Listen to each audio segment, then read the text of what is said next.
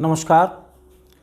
देखिए, पिछली वीडियो में हमने आपको क्लास 11th के में जो हमारा चैप्टर चल रहा था एक समतल गति, उसमें अदिश गुणन या डॉट गुणन को परिभाषित करके बताया था और हमने सूत्र ये बताया था कि दो सदिश राशियां हैं, उनका अदिश गुणन a डॉट b बराबर a का परिमाण b का परिमाण और उनके बीच में कोण cos थीटा है, इससे प्रदर्शित किया जाता है।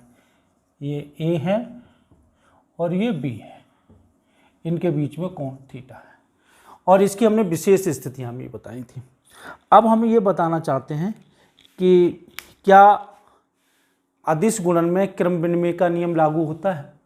तो देखिए, a डॉट b बराबर ये, और अगर हम b डॉट a लिखते हैं तो ये आएगा b का परिमाण a का परिमाण इंटू कॉस माइनस थीटा, और कॉस माइनस थीटा बराबर होता है कॉस थीटा। तो इस तरह से हो जाएगा बी ए कॉस थीटा और ए बी कॉस थीटा और ए डॉट बी। तो इस तरह से ये निष्कर्ष निकल के आया कि बी डॉट ए बराबर ए डॉट बी, ए डॉट बी। इस तरह से अदिश गुणन में क्रम विनिमय का नियम भी लागू होता है। अब अगर वेक्टर ए और वेक्टर बी आई जे के रूप में दिए हों तो क्या हुआ, इसको हमें देखना है। ये चौथी विशेषता है इसकी। यदि a बराबर ये दिया है a x i plus A y j plus A z k, और b दिया हुआ है b x i plus y j plus B Z k. तो a डॉट बी जो होगा वो इस तरह से लिखा जाएगा, a dot B a x i plus A y j plus A z k इन dot b x i plus B by j plus B Z k. इसका मल्टीप्लाई करेंगे तो ये होगा a x b x i dot I plus a x b y i dot J plus a x b z i dot k. इसका हम गुणा करेंगे a by b x j dot I plus A by B by J dot J plus A by B Z J dot K. अब हम इसका multiply करेंगे ए Z b x, इसका होगा K dot I plus A Z B by K dot J और plus ए Z B Z K dot के।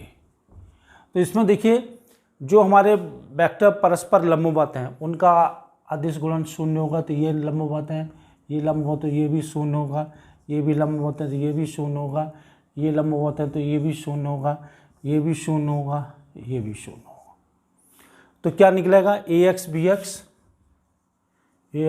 X इसका मान 1 plus 0 plus 0 plus 0 plus A by B by, क्योंकि यहाँ पर मान इसका 1 होगा, प्लस 0 प्लस 0 प्लस 0 प्लस ए जेड बी जेड। तो इस तरह से ये आ गया ए डॉट बी बराबर a x b x plus A by B y plus A Z B z. ये अदिश गुणन के लिए सूत्र निकल के आया।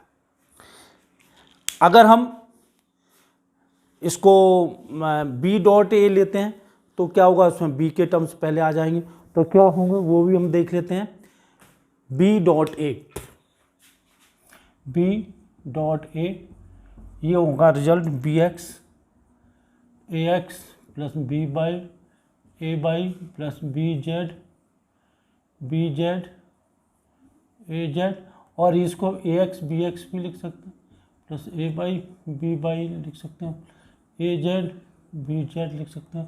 तो ये ए डॉट बी, तो बी डॉट ए बराबर ए डॉट बी। इस तरह से हमारा अदिश गुणन में क्रम विनिमय का नियम लागू होता है। अदिश गुणन क्रम विनिमय नियम का पालन करता है। अब अगर हमें कोण निकालना हो तो कैसे निकालेंगे? तो देखिए, अभी आपने पढ़ा ए डॉट बी बराबर ए का परिमाण बी का परिमाण इंटू कॉस थीटा, और कॉस थीटा बराबर ए dot b upon a b, और कॉस थीटा बराबर इसको हम लिख सकते हैं a x b x plus A by B y plus A Z B z upon a का परिमाण। ए का परिमाण होगा a x square plus A y square plus A z square, b का परिमाण होगा b x square plus B y square plus B Z square. तो इस तरह से हमारे क्वेश्चन हम मतलब इनके बीच में कोण भी निकाल लेते हैं। तो अदिश गुणन से संबंधित हमने सभी चीज़ें पढ़ ली। अब आता है इस पर एक क्वेश्चन कर लिया जाए, जिससे कि आपको सीट में दिए हुए क्वेश्चन को करने में सुविधा हो जाए। तो देखिए, हमने ये भी बताया था कि अगर एफ और डी हमारी कैसी राशि होती हैं, ये हमारी सदिश राशियां हैं, और इनका जो गुणन होता है वो कार्य होता है, वो एक अदिश राशि होती है। तो इसी पर आधारित एक क्वेश्चन है, उसको हम देख लेते हैं। यदि किसी कण पर, एक एग्जाम्पल है उसको देख लीजिए। यदि किसी कण पर बल ये लग रहा है, बल है 4i प्लस जे, और प्रारंभिक स्थिति जो है वो दी हुई है उसकी R1 बराबर 3i प्लस 2j और R2 दी हुई है 14j प्लस 13i मीटर। मतलब किसी कण पर यह बल लगाया जाता है और इसकी स्थिति परिवर्तित करने में कितना कार्य करना पड़ेगा। तो हमें बल पता है, तो सबसे पहले हम क्या निकालेंगे, इसका विस्थापन निकालेंगे। तो विस्थापन कितना होगा, D बराबर विस्थापन R2 माइनस R1 बराबर 14j plus 13i minus 3i plus 2j। तो ये D बराबर आ जाएगा इसको पहले ले लीजिए 13i minus 3i plus 14j minus 2j। तो D बराबर आ जाएगा आपका 10i प्लस 12j मीटर। ये विस्थापन आ गया मीटर। और W बराबर F डॉट D, तो ये 4i plus j dot 10i plus 12j। तो इसका गुणा हो जाएगा, तो 4 इंटू 10 प्लस 1 इंटू 12, तो ये हो गया 40 प्लस 12 52 जूल। तो ये कुछ एक उदाहरण था। इसी तरह से हम एक और उपयोग इसको करके दिखाते हैं। एक सूत्र हमने पढ़ा था, दो वेक्टरों का सदिश योग के लिए जो परिणामी r प्राप्त होता है, उसके लिए सूत्र दिया था। ये एक वेक्टर a है और एक वेक्टर ये है, और इनका परिणामी r जो आया था, ये r इस सूत्र से, ये इसको हमने निकाला था a square plus B square plus 2ab cos theta. इसका परिणामी r ये निकाला था। पहले हमने सदिश योग का प्रयोग करके निकाला था, लेकिन हम इसका अदिश गुणन का प्रयोग करके भी हम इस सूत्र को निकाल सकते हैं। तो हम कैसे निकालेंगे उसको देख लीजिए। देखिए, यहाँ तो हमें ये तो पता है r बराबर a प्लस बी, बी।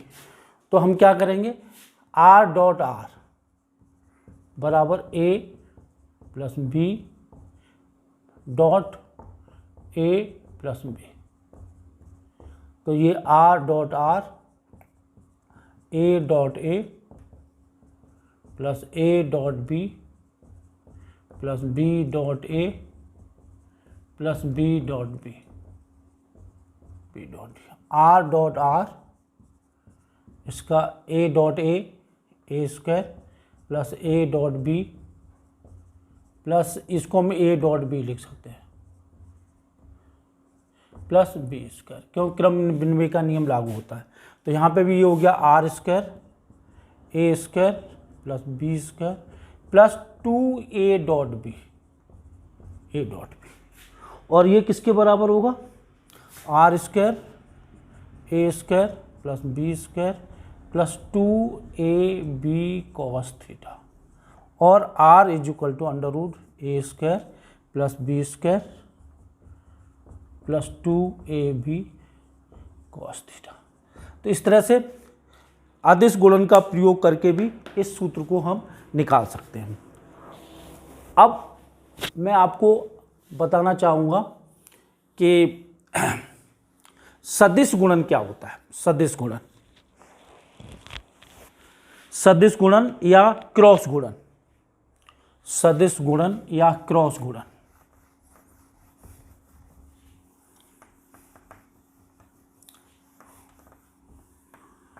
सदिश गुणन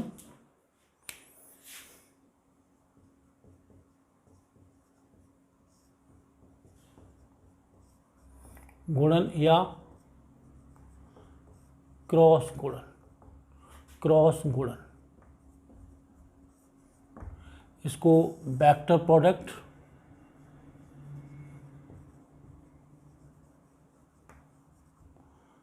और क्रॉस प्रोडक्ट कहते हैं। देखिए, इसको परिभाषित ऐसे करेंगे कि दो सदिश राशियों का गुणा इस प्रकार किया जाए कि उनका गुणनफल एक सदिश राशि प्राप्त हो, तो ऐसे गुणन को हम सदिश गुणन कहते हैं। अब इसको परिभाषित कैसे करेंगे सूत्र रूप में। देखिए, एक वेक्टर ये है ए, एक वेक्टर ये है बी, और इनके बीच में कोण थीटा है। अब ए क्रॉस बी बराबर ए का परिमाण इंटू बी का परिमाण इंटू साइन थीटा इंटू इकाई वेक्टर। अब ये तो अदिश राशि है यहाँ से यहाँ तक, इसमें इकाई वेक्टर का गुणा हो गया, तो ये तो अदिश राशि है यहाँ से यहाँ तक, इकाई वेक्टर का गुणा हो गया, तो ये सदिश राशि बन गई। तो इसकी दिशा क्या होगी, एन जो होता है वो इकाई वेक्टर होता है, इकाई वेक्टर है ये, इकाई वेक्टर, और इसकी दिशा उस तल के लंबवत होती है जिसमें ए और बी होते हैं।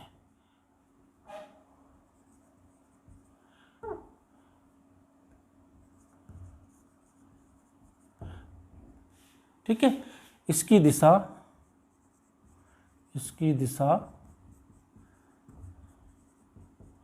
उस तल के लंबवत होते हैं, लंबवत होती है जिसमें ए तथा बी उपस्थित होते हैं, तो इसकी दिशा इधर की तरफ होगी एन, तो ए क्रॉस बी की भी दिशा इधर की तरफ होगी, ए क्रॉस बी की। जैसे मान लीजिए एक वेक्टर ये है, एक वेक्टर ये है और एक वेक्टर ये है, इस तरफ से ये ए हो गया, ये बी हो गया, तो ये तल हो गया, इस तल के लंबवत ये इस तरह से हो गया। अब देखो इसके उदाहरण, इसको ऐसे भी लिख लो, थोड़ा सा ऐसे भी लिख सकते हैं, ए क्रॉस बी बराबर A B sine theta into N, और ए क्रॉस बी का परिमाण जो होगा वो ए बी साइन थीटा, वो इससे बना जो हमारा समानांतर चतुर्भुज होगा उसके क्षेत्रफल के बराबर होगा। इसका जो क्षेत्रफल होगा वो होगा A क्रॉस B का परिमाण।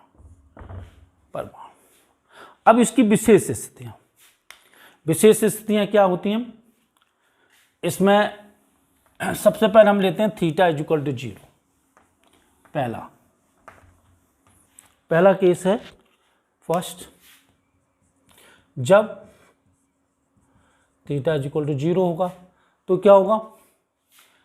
A क्रॉस B बराबर A B sine 0 into n बराबर 0। इसका मतलब ये हुआ A क्रॉस A बराबर 0, B क्रॉस B बराबर 0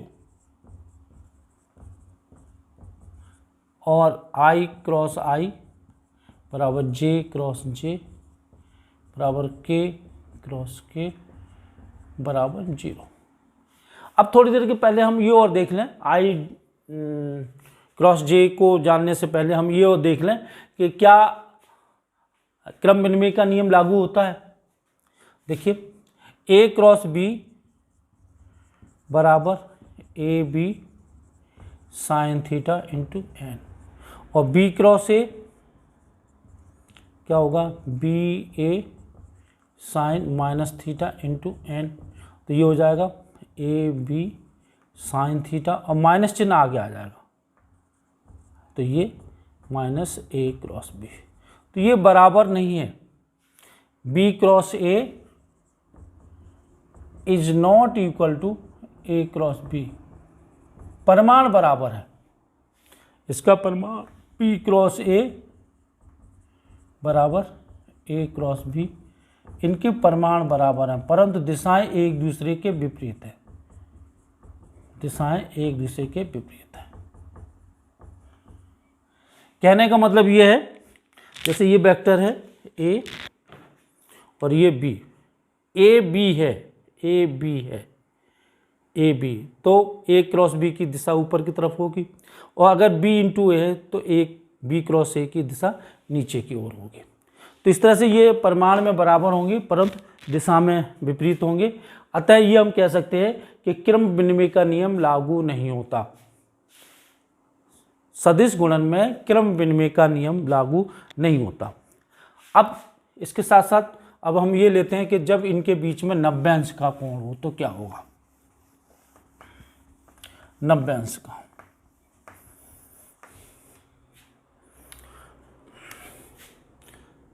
सेकंड, जब थीटा बराबर 90 अंश, तो ए क्रॉस बी बराबर ए बी साइन 90, तो a cross b a b into 90, a b into 90। अब देखिए ये हमारा आई जे के, ये 90 अंश 90 अंश 90 अंश। अब देखिए आई क्रॉस जे 1 इंटू 1 इंटू साइन 90, और एन की जगह हो जाएगा जे जे के के, क्योंकि देखिए इस दिशा में आई वेक्टर, इस दिशा में जे वेक्टर, तो के की दिशा इधर की तरफ होगी। इसको सरल तरीके से जानने का एक सिंपल मेथड है। एक आप वृत्त बना लीजिए, इधर से ले लीजिए आई, इधर से ले लीजिए जे, इधर से ले लीजिए के, तो आई क्रॉस जे बराबर के, तो आई क्रॉस जे बराबर के, तो आई क्रॉस जे बराबर के, जे क्रॉस के, जे क्रॉस के बराबर आई बराबर आई, और के क्रॉस आई, के क्रॉस आई बराबर जे। ये तो तब हम जब सही तरह से चेक करते हैं। अगर उल्टा करते हैं तो क्या होगा? जे क्रॉस आई, जे क्रॉस आई बराबर हो जाए माइनस के क्रॉस जे बराबर माइनस आई, और आई क्रॉस के बराबर माइनस जे। तो इस तरह से ये हमने ले लिया जब थीटा इनके बीच में 90 अंश है। और जबकि आपको पता है उसमें अदिश गुणन में आई डॉट जे 0 होता है, जे डॉट के 0 होता है, के डॉट आई 0 होता है। अब अगर हमारे वेक्टर आई जे के रूप में दिए हों तो ए क्रॉस बी क्या होगा? देखिए आई क्रॉस जे के रूप में दिया हुआ, इसको थोड़ा समझ लीजिए। ए बराबर दिया है a x i plus A y j plus A z k. B बराबर दिया है b x i b by j b Z k. तो देखिए a cross b a x i plus A y j plus A z के cross b x plus B by j plus z k. देखिए यहाँ पे ये बना लीजिए आई j k. तो देखो a x b x i cross i plus a x b y i cross J plus A z a x b z i cross k फिर उसके बाद है a by b x j cross i plus A by B by j cross J plus A by B Z j cross k. फिर आता है a by plus A y a Z b x k cross i plus A Z B by के cross जे plus ए Z B Z के cross K. अब की बार क्या होगा? आई cross आई 0 हो जाएगा, फिर ये जे क्रॉस जे 0 हो जाएगा, के क्रॉस के 0 हो जाएगा। अब बीच वाले टर्म्स क्या होंगे इनको देख लीजिए। देखिए ये तो होगा 0 plus a x b y i cross j k plus a x b z i cross k minus j plus A by b x j cross i ये होगा minus k plus 0 plus A by B Z j cross k i plus A Z b x k cross i j plus A Z B by के cross j minus i. तो ये चीज़ देखिए के एक बार धन आया तो के एक बार ऋण आया है, जे एक बार ऋण आया तो जे एक बार धन आया, आई एक बार धन आया तो आई एक बार ऋण आया है। तो देखिए ये होगा के क्रॉस जे तो ये माइनस। तो इस तरह से देखिए पहले आई वाले टर्म्स लिख लेते हैं a by B z minus a Z B y ये हो गया आई। ठीक, प्लस अब ले लेते हैं हमारा a Z b x minus a x b Z j. फिर रह गया के प्लस के लिए a x b y minus a by b x की। तो इस तरह से ए क्रॉस बी का मान निकला है, लेकिन याद करने के लिए इसको हम सारणी के रूप में भी लिख लेते हैं। सारणी के रूप में किस तरह से लिखते हैं, इसको देखिए इस तरह से। सारणी के रूप में इस तरह से लिखते हैं, ए क्रॉस बी बराबर आई जे के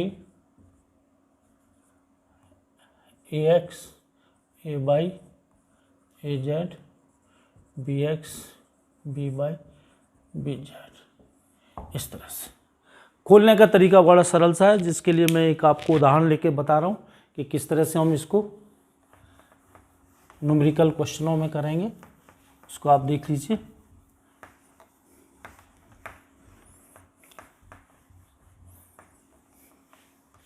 देखिए, यदि a बराबर 2i plus 3j plus 6k, b बराबर i minus j minus 5k, तो a क्रॉस b कितना होगा? a क्रॉस b कितना होगा और a क्रॉस b का परिमाण कितना होगा? परिमाण कितना होगा? तो हम ऐसे लिखेंगे a क्रॉस b बराबर i j के 2 3 6 1 ऋण 1 ऋण 5। अब देखिए, सबसे पहले हम i को लेते हैं। i को तो ये बंद कर लेंगे और ये बंद कर लेंगे। 3 इसका गुणा माइनस 15 माइनस माइनस प्लस 6, यूँ इस तरह से, यूँ प्लस जे का क्या होगा? नीचे से इसको छोड़ देंगे। 6 minus minus minus minus 10 plus 10 plus के में ये कर देंगे तो ये होगा -2 और -3। तो इस तरह से ये निकल के आएगा -9i प्लस 16j और -5k। अब अगर इसका हमें परिमाण निकालना है तो परिमाण निकालने का तरीका ये है, a क्रॉस b का परिमाण निकालना है √-9 का होल स्क्वायर प्लस 16 का होल स्क्वायर प्लस -5 का होल स्क्वायर। तो इसको हम इस तरह से हल कर लेंगे और हल करने के बाद जो हमारा आंकिक मान आएगा वो इसका सही मान होगा। तो देखिए, अब हमने आपको अदिश गुणन भी बता दिया, सदिश गुणन भी बता दिया। नेक्स्ट वीडियो में हम अदिश गुणन और सदिश गुणन के क्वेश्चन कराएंगे। अपने इसके साथ जो सीट अटैच की हुई है उसमें न्यूमेरिकल क्वेश्चंस दिए हुए हैं, उनको आप करिए। और भी क्वेश्चंस मैं आपको अगली वीडियो में करके दिखाऊंगा। नमस्कार।